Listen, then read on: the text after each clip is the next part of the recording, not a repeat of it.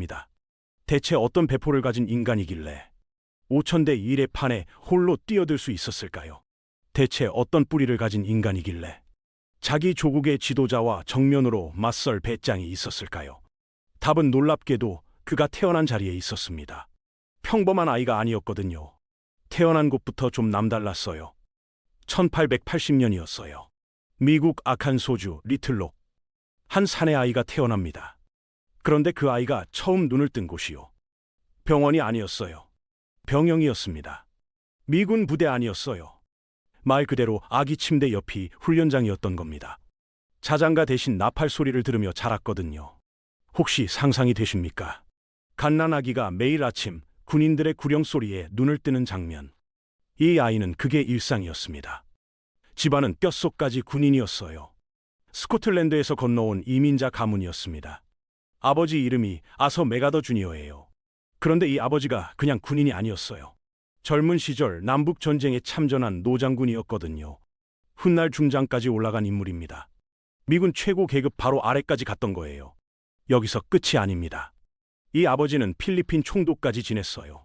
한 나라를 통치한 사람이었던 거죠. 그런데 말입니다. 이 아버지의 진짜 위대한 점은 계급이 아니었어요. 바로 자세였습니다. 행군할 때를 한번 보시죠. 장군인데 말입니다. 말을 안 탔어요. 자기 사병들과 똑같이 걸었습니다. 지금도 이런 지휘관 찾기가 정말 어렵거든요. 발이 부르트고 땀을 뻘뻘 흘리면서요. 부하들 옆에서 나란히 걸었어요. 내가 편한데 부하들이 힘들 순 없다. 이런 마음이었던 겁니다. 여러분, 상상이 되시나요? 높은 자리에 앉아서 명령만 내리는 게 아니라요. 가장 낮은 자리에서 함께 걷는 지휘관. 바로 이 장면을 어린 아들이 옆에서 다 봤어요. 아버지의 등을 보고 자란 겁니다. 지휘관은 앞에 서는 사람이라는 것. 지휘관은 부하보다 편할 수 없다는 것. 이 어린 아들은 말이 아닌 행동으로 배운 거예요. 어머니도 만만치 않았습니다. 이름은 메리 핑크니 하디 메가더예요. 아들에 대한 사랑이 정말 남달랐거든요.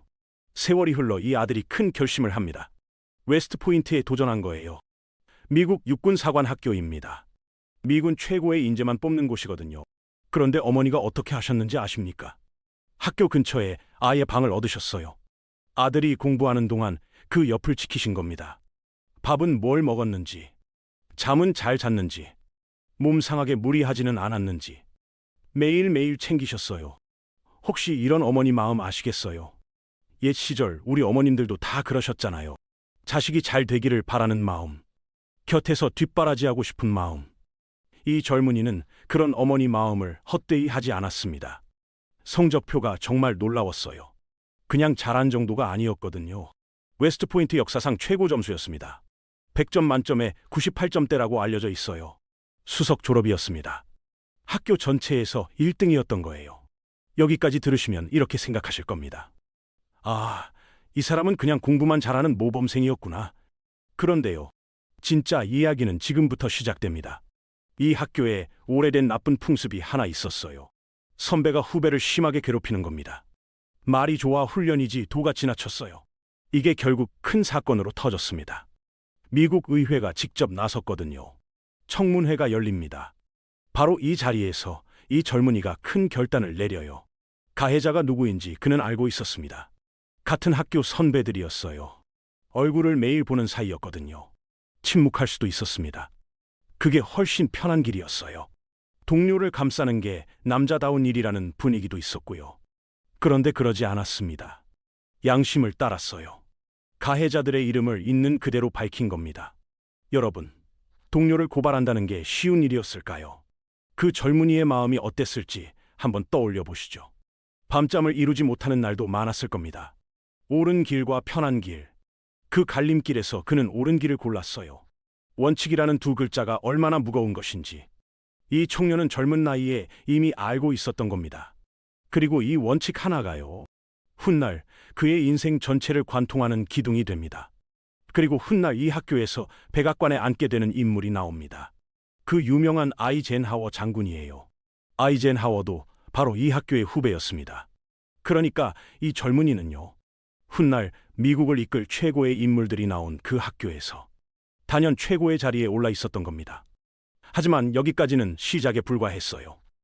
이 젊은이의 진짜 시련은 아직 오지도 않았거든요. 전쟁이라는 이름의 거대한 시련 말입니다. 바로 그 무대가 곧 열리게 됩니다. 자, 그리고 마침내 그 무대가 열립니다. 1914년이었어요. 인류가 처음 겪는 큰 전쟁이 터졌습니다. 바로 1차 세계대전이었어요. 이 젊은 장교도 전쟁터로 향합니다. 당시 그가 속한 부대 이름이 재밌어요. 42사단. 별명이 무지개 부대였습니다. 미국 전역에서 온 병사들이 모여서요. 색깔이 무지개처럼 다양하다고 붙은 이름이거든요. 이 부대에서 그는 참모장이 됩니다. 나중에는 여단장까지 올라가요. 여단장이면 수천 명의 부하를 이끌어요. 한 부대의 대장인 겁니다. 그런데 이 사람의 지휘 방식이 남달랐어요. 절대로 뒤에서 명령만 내리지 않았거든요. 항상 앞이었습니다. 가장 위험한 최전선. 바로 그 자리에 그가 서 있었어요. 포탄이 떨어지는 자리 말입니다. 부하들이 봤을 때 어떤 마음이었을까요? 우리 대장이 저기 있다. 그러면 어떤 병사가 뒤에 숨어 있겠어요? 여기서 어릴 적 아버지의 모습이 겹쳐집니다. 아버지가 사병들과 함께 걸었던 그 자세. 아들이 이제 그대로 실천하고 있었던 겁니다. 바로 여기서 이 남자의 상징이 생겨나요. 혹시 어떤 모습인지 감이 오시나요? 먼저 모자입니다. 원래 군인들 모자에는 철심이 들어있어요. 각을 잡아주는 부품이거든요. 그런데 이 남자는 그걸 뺐습니다. 모자가 축 늘어진 모양이 됐어요. 이걸 크러쉬 캡이라고 불렀습니다. 거기다 짧은 코트를 입었어요. 손에는 승마용 채찍을 들었습니다. 병사들 사이에서 확 튀는 차림이었어요. 전장에서 누가 봐도 그를 알아볼 수 있었거든요. 그런데 여기서 놀라운 기록이 하나 붙습니다. 미군 역사상 최연소 사단장. 사단장이면 수만 명을 지휘하는 자리예요. 그 젊은 나이에 그 자리에 오른 겁니다. 여기까지 들으시면 이렇게 생각하실 거예요. 와, 이 사람은 여기까지가 정점이었겠구나. 그런데요, 진짜 무대는 아직 시작도 안 했습니다. 세월이 흘러 또 다른 전쟁이 터져요. 바로 2차 세계대전입니다. 이번엔 태평양이 무대였어요. 일본군이 미쳐 날뛰던 시절이었거든요. 미국과 일본이 정면으로 충돌한 겁니다. 그런데 말입니다. 미국은 이 거대한 태평양 전선을 이끌 사람이 필요했어요. 그리고 그 자리에 바로 이 사람이 앉게 됩니다. 태평양 지역 최고사령관에 임명된 거예요. 전선 전체를 손에 쥐게 된 겁니다. 여기서 그가 유명한 전술을 하나 씁니다. 이름이 섬 건너뛰기 전술이에요. 이게 뭐냐면요. 태평양에는 섬이 셀 수도 없이 많잖아요. 하나하나 다 뺏으려면 세월아 내월아 걸리거든요. 이 사람이 어떻게 했을까요? 방어가 강한 섬은 그냥 지나쳤어요. 약한 섬만 골라서 점령해 나갔습니다. 그럼 강한 섬은 어떻게 됐냐고요? 보급이 끊기니까 저절로 힘이 빠졌거든요. 이 전술로 일본군을 계속 밀어붙였어요. 한 섬씩 한 섬씩. 일본 본토가 점점 가까워졌습니다. 그리고 결국 일본이 무릎을 꿇어요.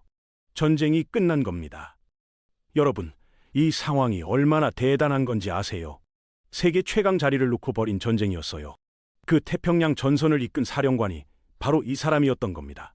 그런데 진짜 놀라운 역할은 여기서부터였어요. 패망한 일본을 통치할 사람이 필요했거든요. 바로 이 사람이 그 자리에 앉게 됩니다. 여러분, 이런 장면 한번 떠올려 보세요. 크게 흔들리던 회사가 다른 회사에 인수됐어요. 새 대표가 부임합니다. 원래 회장은 자리에만 남겨두고요. 새 대표가 사실상 모든 실권을 쥔 겁니다. 패망 후의 일본이 바로 이런 모습이었어요. 일본 사람들이 이 사람을 뭐라고 불렀는지 아세요? 바로 쇼군이었습니다. 일본 역사상 최초의 외국인 통치자였던 거예요. 당시 일본 왕은 히로히토였습니다. 이 사람이 히로히토와 나란히 서서 사진을 찍어요. 이 사진 한 장이 굉장히 중요했거든요. 왜냐고요? 일본 사람들에게 왕은 살아있는 신이었어요. 그런데 그 왕이 외국 장군과 나란히 서 있는 겁니다. 일왕의 격이 한순간에 내려간 거예요. 이 사람은 여기서 그치지 않았습니다. 일본을 뿌리부터 뜯어고쳤어요. 첫째, 군국주의의 정신적 뿌리인 신토를 무력화했습니다. 둘째, 거대 재벌들을 해체했어요. 몇몇 가문이 나라 전체 경제를 쥐고 있었거든요. 그걸 다 풀어버린 겁니다. 셋째, 농지 개혁을 이뤄냈어요. 땅 없는 농민들에게 땅을 나눠줬어요. 한 나라의 뼈대를 통째로 다시 짠 거예요. 지금의 일본 민주주의는 바로 이때 만들어진 겁니다. 일본이 다시 태어난 순간이었어요. 여기까지가 그의 화려한 이력이었어요. 세계 최고의 자리에 오른 남자. 살아있는 신화가 된 인물. 하지만 그의 진짜 위대한 무대는 아직 오지 않았습니다. 그리고 놀랍게도 그 무대는요, 바로 우리 대한민국이었어요. 그리고 그날이 오고야 말았습니다. 1950년 6월 25일 새벽이었어요. 한반도의 하늘에서 무언가가 쏟아졌습니다. 바로 북한군의 남침이었어요. 대한민국이 순식간에 무너지기 시작합니다. 서울이 사흘 만에 넘어가요. 한강 다리가 끊어졌거든요. 수많은 사람이 피난짐을 들고 남으로 내려갔어요. 혹시 이 시절을 직접 겪으신 어르신 계실 겁니다. 그 무서웠던 여름의 기억이요. 전쟁이 뭔지도 모르고 살던 사람들이요. 하루아침에 지옥을 마주한 겁니다. 이 소식이 미국 본토를 흔들었어요. 전 세계가 발칵 뒤집혔거든요. 이때 저 멀리 태평양 건너 일본 도쿄에 있는 한 노장군에게 급보가 날아듭니다. 바로 우리 이야기의 주인공이에요. 그런데 이 사람이 소식을 듣자마자 말도 안 되는 결정을 내려요. 내가 직접 가서 봐야겠다. 여러분, 여기서 놀라운 사실 하나 짚고 갑시다. 이때 그의 나이가 몇 살이었을까요? 70이 넘은 노인이었거든요. 보통 그 나이면 뒷방에서 지시만 내리잖아요. 편안한 사령부 의자에 앉아서 말이죠. 그런데 이 사람은 완전히 달랐습니다. 1950년 6월 29일이었습니다. 일본 하네다 공항에서 비행기에 오릅니다. 행선지가 어디였을까요? 바로 수원 상공이었어요. 전쟁이 벌어지고 있는 한복판이거든요. 포탄이 어디서 날아올지 모르는 그 하늘이었어요. 바로 그 위를 노장군이 직접 날아온 겁니다. 그리고 비행기 안에서 눈으로 다 보고 있었어요. 한강 방어선을 말입니다. 무너져 내리는 대한민국의 심장부를요. 이 장면을 한번 떠올려 보시죠. 허리도 아플 나이에요. 몸도 예전 같지 않거든요. 그런데 자기 조국도 아닌 대한민국을 위해서요. 목숨을 걸고 저 하늘에 올랐습니다. 이게 바로 그의 방식이었어요. 아버지에게 배웠던 그 방식이거든요. 지휘관은 가장 앞에 서는 사람이라는 것. 그가 이 늙은 나이에도 그대로 지키고 있었던 겁니다. 시차를 마치고 사령부로 돌아옵니다. 그리고 여기서 세기의 구상이 나와요. 이름하여 인천 상륙작전입니다. 지도를 한번 보시면요. 한반도 서쪽에 인천이라는 항구가 있어요. 여기로 배를 몰고 올라가서요. 허리를 뚝 잘라버린다는 계획이었습니다. 북한군은 지금 남쪽 끝까지 밀고 내려와 있잖아요. 그 뒤를 끊어버리자는 겁니다. 그런데 여기서 문제가 터져요. 미국 해군이 완강히 반대하고 나선 겁니다. 이유가 뭐냐고요. 인천이라는 항구가 정말 골치 아픈 곳이었거든요. 난다긴다 하는 군인들이 다 고개를 저었어요. 첫째, 밀물과 썰물의 차이가 무려 7m나 됐어요. 물이 빠지면 바닥이 다 드러납니다. 배가 오도 가도 못하는 상황이 되는 겁니다. 둘째, 들어가는 물길이 아주 좁아요. 배들이 한 줄로 겨우 지나가야 하거든요. 여기서 문제라도 생기면 다 갇혀버려요. 이런 곳에 어떻게 상륙을 하겠느냐는 겁니다. 그런데 말입니다. 군부에서 매긴 성공 확률이 얼마였는지 아세요? 바로 5,000분의 1이었습니다. 여러분, 한번 상상해 보세요. 5,000명이 모여있는 커다란 시장이 있어요. 거기서 눈을 감고 특정한 한 사람만 정확히 뽑는 확률이에요. 그게 성공한다는 게 얼마나 어려운 일이겠습니까? 작전 회의실은 반대의 목소리로 뒤덮였어요. 수많은 장군과 참모들이 하나같이 반대했거든요. 그 반대의 벽이 얼마나 두꺼웠는지 짐작이 되시죠? 그런데 이 노장군은 흔들리지 않았습니다. 오히려 이렇게 잘라 말합니다. 이 어려운 조건이 오히려 우리의 무기다. 적이 상상도 못할 곳이기 때문에 바로 그곳이 적의 허점이 된다. 이 확신은 대체 어디서 나온 것이었을까요? 바로 지금까지 봐온 그의 통찰력이었어요. 전장의 맨 앞에서 다져진 눈, 수많은 싸움을 겪어낸 노장의 감각이었거든요. 그는 이미 태평양에서 봤어요.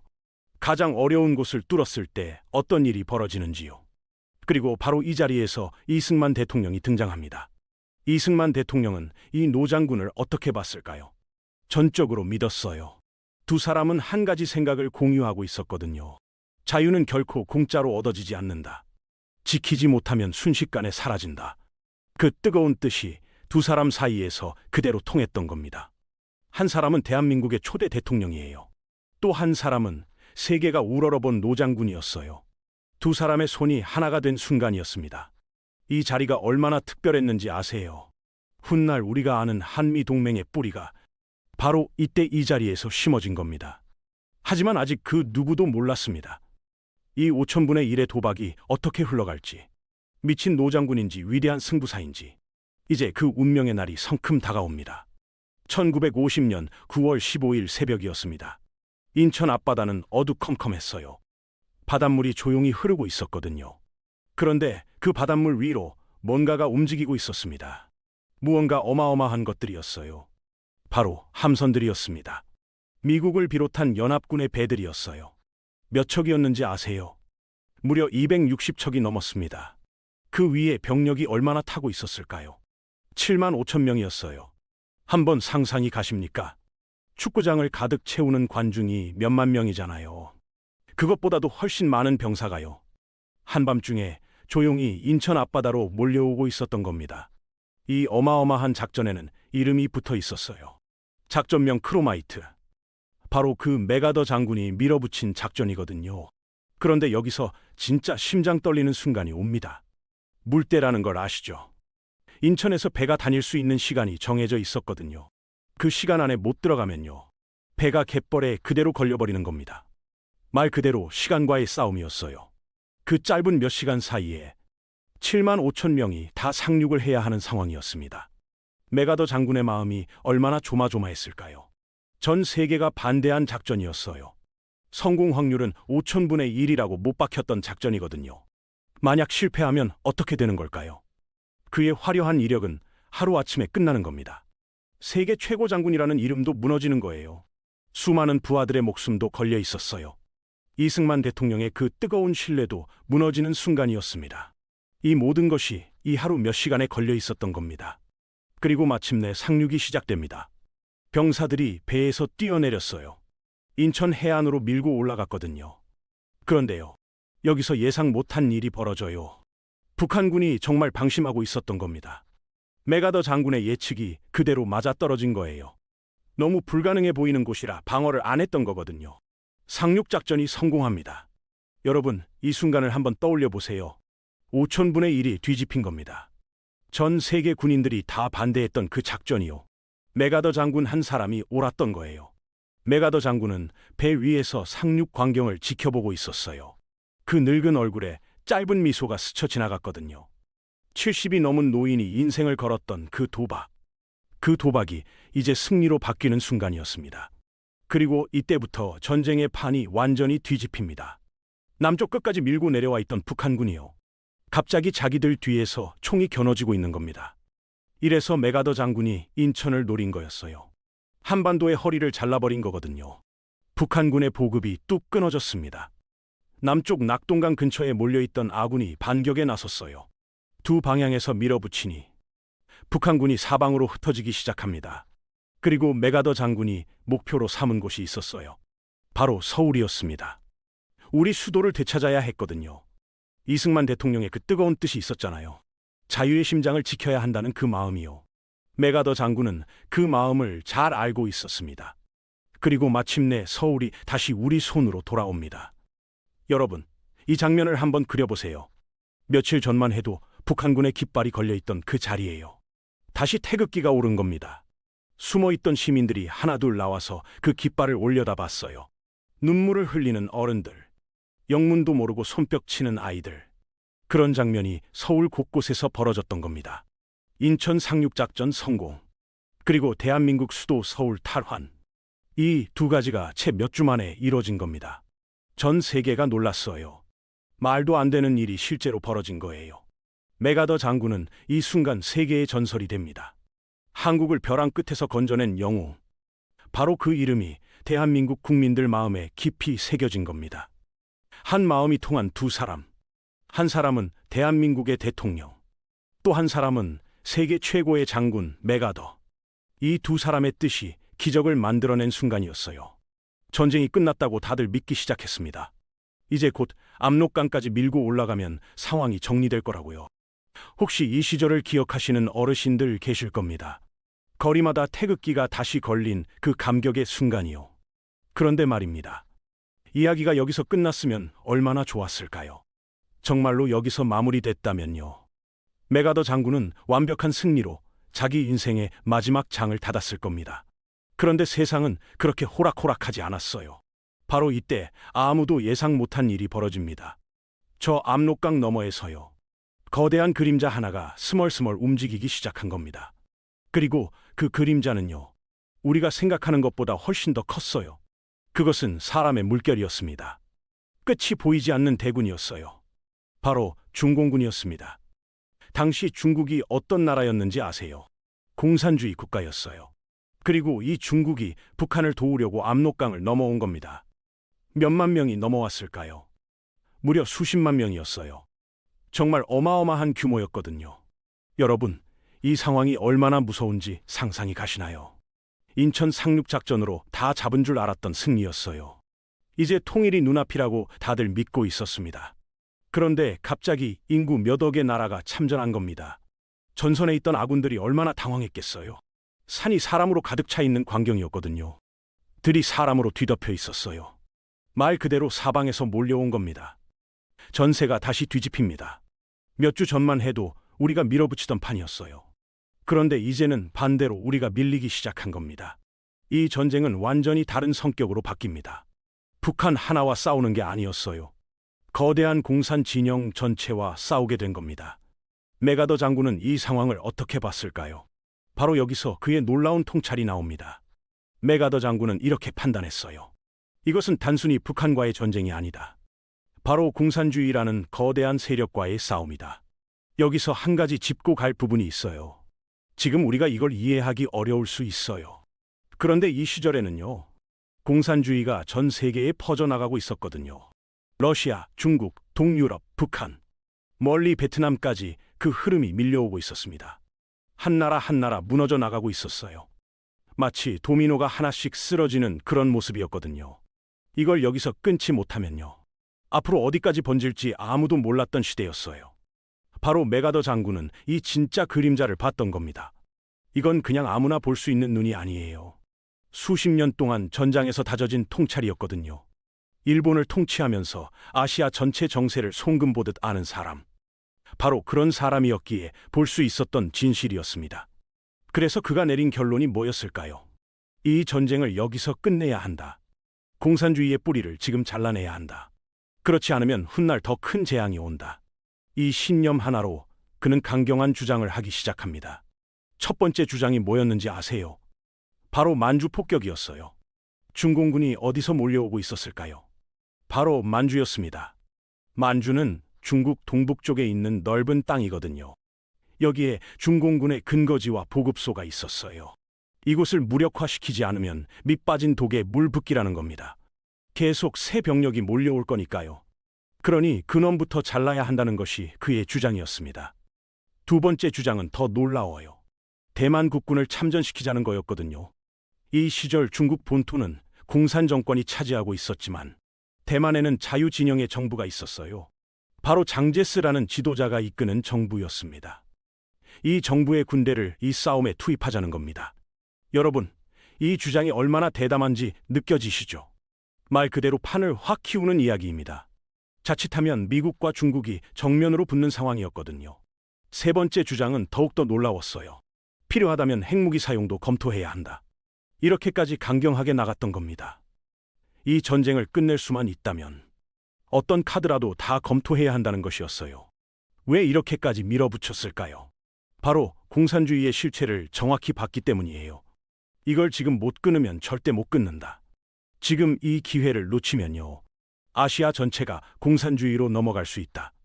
그는 그 위기감을 뼛속까지 느끼고 있었던 겁니다. 시대를 앞서 보는 눈이었어요. 수십 년 뒤 벌어질 일까지 다 내다본 눈이었거든요. 그런데 바로 여기서 이야기가 이상하게 흘러갑니다. 자, 이 부분이 정말 중요해요. 이 강경한 주장을 놓고 워싱턴이 술렁이기 시작해요. 미국 정부가 메가더 장군의 생각을 그대로 받아주지 않았거든요. 오히려 정반대의 목소리가 커지기 시작합니다. 그 목소리를 낸 사람이 놀랍게도 바로 미국 대통령 자신이었습니다. 전쟁을 여기서 확대해서는 안 된다. 메가더 장군은 도가 지나쳤다. 이런 얘기가 나오기 시작한 거예요. 이승만 대통령과는 그렇게 뜻이 통했던 그였는데요. 정작 자기 나라 대통령과는 딴 방향을 보고 있었던 겁니다. 그리고 마침내 세계에서 가장 강력한 두 남자가 한 자리에 마주 앉게 됩니다. 한 명은 세계 최고의 군인, 또 한 명은 세계 최강 나라의 지도자. 두 사람의 눈빛이 처음 마주치는 순간부터요. 역사가 뒤집힐 만한 갈등이 시작되고 있었습니다. 그 미국 대통령의 이름은 트루먼이었어요. 해리 트루먼. 세계 최강 나라를 이끄는 대통령이었습니다. 그런데 이 트루먼이 왜 맥아더 장군을 막으려고 했을까요? 이유가 있었어요. 트루먼은 이렇게 생각했거든요. 여기서 만주까지 폭격하면 어떻게 되겠느냐. 중국과 전면전이 벌어진다. 그러면 소련까지 참전하게 된다. 당시 소련은 어떤 나라였을까요? 미국과 어깨를 나란히 하는 세계 최강 나라였거든요. 이미 핵무기까지 가진 나라였어요. 그런 소련이 참전하는 순간 어떻게 될까요? 그건 곧 제3차 세계대전으로 번진다는 뜻이었습니다. 트루먼은 이걸 절대 원하지 않았어요. 한반도 안에서만 전쟁을 안전하게 끝내고 싶었던 겁니다. 두 사람의 판이 완전히 달랐던 거예요. 맥아더 장군은 이 전쟁을 지금 끝내야 한다. 공산주의를 뿌리째 뽑아야 한다. 이 신념이 절대 안 흔들렸습니다. 반면 트루먼은 그러면 안 된다. 한반도 안에서만 안전하게 마무리하자. 이 입장을 굽히지 않았어요. 그런데 여기서 맥아더 장군이 놀라운 행동을 합니다. 자기 나라 정부의 방침에 동의하지 않았거든요. 그래서 어떻게 했을까요? 의회에 자기 주장을 담은 편지를 공개적으로 보내고요. 언론에도 자기 견해를 대놓고 밝히기 시작했어요. 미국 최고의 신문마다 그의 발언이 실렸습니다. 정부의 방침과 정반대 이야기가 신문 일면을 장식한 거예요. 여러분, 이게 얼마나 큰일인지 느껴지시나요? 한번 이런 상황을 떠올려 보세요. 우리나라 국가대표 축구 감독이 있어요. 그런데 이 감독이 대한축구협회 회장하고 방침이 안 맞는 겁니다. 감독은 공격 전술로 가야 한다는 소신이 있어요. 회장은 수비를 튼튼히 하라고 방침을 내리고 있고요. 그런데 이 감독이 어떻게 했을까요? 기자회견마다 대놓고 자기 소신을 밝히는 겁니다. 회장 방침에 정면으로 반대하는 얘기를요. 한 번이 아니에요. 계속해서요. 이런 감독을 회장이 그냥 두겠습니까?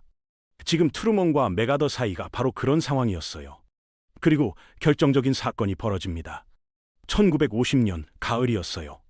태평양의 웨이크 섬이라는 곳이 있었습니다. 여기서 트루먼과 맥아더 장군이 직접 만나요. 바로 웨이크 섬 회담이라고 부르는 자리였습니다. 그런데 여기서 두 사람의 첫 만남이 심상치 않았어요. 보통 군인이 대통령을 만나면요. 군인은 대통령에게 경례를 합니다. 이게 기본 예의거든요. 대통령이 군 통수권자니까요. 그런데 맥아더 장군은 어떻게 했을까요? 경례 대신 악수를 했다는 이야기가 남아 있습니다. 여러분, 이게 어떤 의미인지 아시겠어요? 너와 나는 대등한 위치다. 이런 신호였던 겁니다. 또는 이런 뜻일 수도 있었어요. 당신이 나에게 뭘 이래라 저래라 할 수 없다. 이런 뜻이 담긴 몸짓이었거든요. 트루먼의 속이 어땠을까요? 세계 최강 나라의 대통령인데 말이에요. 한 군인이 대놓고 자기 앞에서 저러는 겁니다. 그 순간 이미 트루먼의 마음속에서는 한 가지 결심이 굳어지고 있었을 겁니다. 그리고 마침내 1951년 4월, 그날이 오고야 말았어요. 자, 이 순간이 정말 세계사의 한 페이지입니다. 트루먼 대통령이 결단을 내려요. 맥아더 장군을 자리에서 물러나게 한다. 이유는 명확했거든요. 민간 정부의 지휘권이 군보다 위에 있어야 한다. 군인이 대통령의 방침에 정면으로 반대하고요. 그걸 의회와 언론에 대놓고 밝히면 민주주의 나라의 질서가 무너진다는 겁니다. 그러니 맥아더 장군은 이 자리에서 내려와야 한다. 이게 트루먼의 결론이었어요. 그날 세상이 발칵 뒤집혔습니다. 전 세계가 놀랐어요. 한국의 은인으로 여겨졌던 그 위대한 맥아더 장군이요. 자기 조국의 대통령에 의해 해임된 겁니다. 세계 최고 자리에 있던 군인이었거든요. 그런 사람이 한순간에 자리에서 내려온 겁니다. 그 소식이 대한민국에도 전해졌어요. 이승만 대통령의 심정이 어땠을까요? 목이 다 메었다고 합니다. 그럴 만도 하잖아요. 바로 자유 대한민국을 함께 지켜온 든든한 동지였거든요. 그 인천 상륙작전의 기적을 함께 만든 사람이었어요. 한마음으로 자유를 지키자고 굳게 약속했던 사이였습니다. 그런데 이제 그가 자리에서 물러나는 겁니다. 수많은 대한민국 국민의 마음은 또 어땠을까요? 우리의 은인이 자기 나라에서 저런 대우를 받다니. 그런 안타까움이 온 나라에 퍼졌습니다. 이 맥아더 장군은 이제 어디로 가야 하는 걸까요? 그의 발걸음이 향한 곳이 있었습니다. 바로 자기 조국이었어요. 미국이었습니다. 수십 년간 세계를 누볐던 그가 이제 늙은 몸으로 고국 땅을 밟게 되는 겁니다. 그런데요, 그곳에서 세기의 명연설이 그를 기다리고 있었어요. 미국이 발칵 뒤집혔습니다. 바로 이 메가더 장군이 조국으로 돌아오는 날이었거든요. 수많은 사람이 공항으로 몰려 나왔어요. 거리마다 그를 맞이하는 인파가 가득했습니다. 수십만 명이 거리로 쏟아져 나왔거든요. 카퍼레이드가 벌어졌어요. 꽃가루가 하늘에서 눈처럼 쏟아졌습니다. 여러분, 이 장면이 상상되시나요? 바로 얼마 전에 대통령한테 해임된 사람이에요. 그런데 조국은 그를 죄인 취급하지 않았어요. 오히려 국민 영웅으로 맞이한 겁니다. 이게 그가 살아온 세월의 무게였거든요. 한두 해 군복 입은 사람이 아니잖아요. 두 번의 세계대전을 이끈 사람이에요. 일본을 새 나라로 다시 세운 사람입니다. 한국을 벼랑 끝에서 건져낸 사람이었어요. 그런 사람의 무게는요, 대통령의 해임 결정 하나로 지워지지 않는 겁니다. 그리고 미국 의회에서 큰 결정을 내려요. 이 메가더 장군을 상하원 합동회의에 초청하기로 한 겁니다. 상하원 합동회의가 뭐냐면요, 미국의 상원과 하원 전체 의원이 한자리에 다 모이는 자리예요. 미국에서 가장 무거운 자리 중 하나거든요. 정말 특별한 사람만 이 자리에 설 수 있어요. 여기서 그의 작별 연설을 듣기로 한 겁니다. 그날이 왔어요. 의회장 안이 가득 찼습니다. 수많은 의원들이 자리를 채웠고요. 기자들도 가득 몰려들었어요. 라디오와 텔레비전 중계로요. 미국 전 국민이 이 순간을 지켜보고 있었습니다. 그리고 마침내 이 늙은 군인이 들어옵니다. 일흔이 넘은 노인이었어요. 수십 년 세계를 누볐던 그가 이제 마지막 무대에 서는 순간이었습니다. 연단에 오르는 그 발걸음이 어땠을까요? 그의 눈빛이 어땠을까요? 수많은 전장의 기억이 그 순간 다 지나가고 있었을 겁니다. 부하들의 얼굴, 이승만 대통령과 맞잡은 손, 한강 위를 날던 그날의 하늘. 그가 마이크 앞에 조용히 섰습니다. 의회장 안이 물을 끼얹은 듯 조용해졌어요. 그리고 연설이 시작됩니다. 그는 자기가 살아온 이야기를 담담히 풀어놓았어요. 전쟁터의 이야기, 부하들의 이야기, 지켜온 자유의 이야기, 그리고 조국을 사랑한 자기 마음의 이야기. 수천 명의 청중이 숨을 죽였습니다. 그의 목소리는 낮고도 힘이 있었어요. 한 문장 한 문장이 사람들의 가슴에 깊이 박혔거든요. 50년 넘게 군복을 입은 사람만이 할 수 있는 이야기였습니다. 그리고 마침내 그 순간이 옵니다.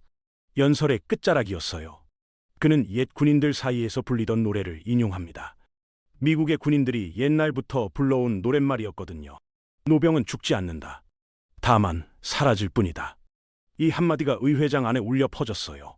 한 노인이 자기 인생 전체를 한 문장에 담은 겁니다. 여러분, 이 뜻이 얼마나 깊은지 아세요? 죽는다는 건 사라진다는 뜻이잖아요. 그런데 노병은 안 죽는다고 합니다. 다만 조용히 사라질 뿐이다. 그 정신은 절대 죽지 않는다는 겁니다. 한번 지킨 나라와 자유에 대한 마음은 영원하다. 바로 그런 뜻이었어요. 젊은 시절 나라를 위해 흘린 땀, 전장에서 함께한 동료들의 얼굴, 그 모든 것은 육신이 사라져도 남는다. 이 한마디에는 그런 무거운 뜻이 다 담겨 있었던 겁니다. 의회장 안의 사람들 눈이 모두 젖어들었습니다. 수많은 의원들이 손수건을 꺼냈어요. 기자들도 자기도 모르게 눈시울이 붉어졌습니다. 강한 군인의 이미지 뒤에 숨어있던 진짜 마음이요, 이 한마디에 다 담겨 있었던 겁니다. 그리고 그는 연단에서 조용히 내려옵니다. 박수 소리가 그치질 않았어요. 수분 동안 이어졌습니다. 의회장 안이 그야말로 눈물바다가 됐거든요. 이 순간은 미국 역사에 길이 남게 됩니다. 세기의 명연설. 지금도 그렇게 부르는 사람들이 많거든요. 그리고 이 소식이 바다 건너 대한민국에도 전해졌어요. 라디오를 통해서요. 당시 이 방송을 들으신 어르신들이 있으실 겁니다. 바로 그 감동의 한마디를요. 우리를 구해준 그 위대한 노병의 마지막 목소리를요. 이승만 대통령도 이 연설을 지켜보고 있었습니다. 두 사람이 함께 손잡고 지켜낸 자유였잖아요. 그 무게가 얼마나 깊었겠어요. 이 대통령의 마음속에서도 뜨거운 감정이 밀려왔을 겁니다. 친구를 잃는 심정, 동지가 무대에서 내려오는 심정이었어요. 한 시대가 저물어가는 순간이었던 겁니다. 그런데 이 이야기가 여기서 끝날까요? 한 사람의 인생은 그가 남긴 말로만 끝나는 게 아니에요. 그 사람이 걸어간 길이 훗날 어떻게 평가되는지, 그것이 진짜 마지막 장이 되는 겁니다. 그리고 대한민국이요. 우리 대한민국이 이 메가더 장군을 어떻게 기억하고 있는지, 지금 이 순간까지 어떻게 이어져 오는지, 바로 그 이야기가 우리를 기다리고 있어요. 세월이 흐르면 진실이 드러나는 법이에요. 당시에는 트루먼의 결정을 나쁘지 않다고 보는 시각도 있었어요. 확전을 막았다. 핵전쟁을 막았다. 이런 이야기도 나왔거든요. 그런데 세월이 더 흐르고 나서 어떻게 됐을까요? 지금 우리 눈앞에 어떤 세상이 펼쳐지고 있나요? 여러분, 한번 잘 보세요. 중국이 세계 최강의 자리에 오르려 하고 있어요. 그 힘으로 대만을 위협하고 있거든요. 우리 대한민국의 목전에도 그 그림자가 드리워 있잖아요. 북한은 어떻습니까? 지금도 계속 우리를 위협하고 있어요. 핵무기까지 만들었거든요. 바로 지금 이 순간에도요. 이 시절을 지켜보고 계신 어르신들, 가슴이 답답한 순간이 많으실 겁니다. 여기서 한 가지 짚고 갈 부분이 있어요. 만약 그때 메가더 장군의 뜻대로 갔다면요. 만약 그때 공산주의의 뿌리를 잘라냈다면요. 지금 우리가 이런 위협 속에서 살고 있을까요? 한번 곰곰이 생각해 보십시오. 바로 이 지점에서요. 메가더 장군의 통찰이 얼마나 정확했는지가 드러나는 겁니다. 그는 이미 그때 봤어요. 지금 이 뿌리를 못 자르면요. 훗날 감당 못할 재앙이 온다는 것을요. 그는 정확히 알고 있었던 겁니다. 70년이 지난 오늘에서야 우리가 그 뜻을 온전히 이해하게 된 거예요. 세월이 갈수록 그의 통찰은 더 무겁게 다가오거든요. 그때 이 위대한 장군의 뜻을 따랐다면요.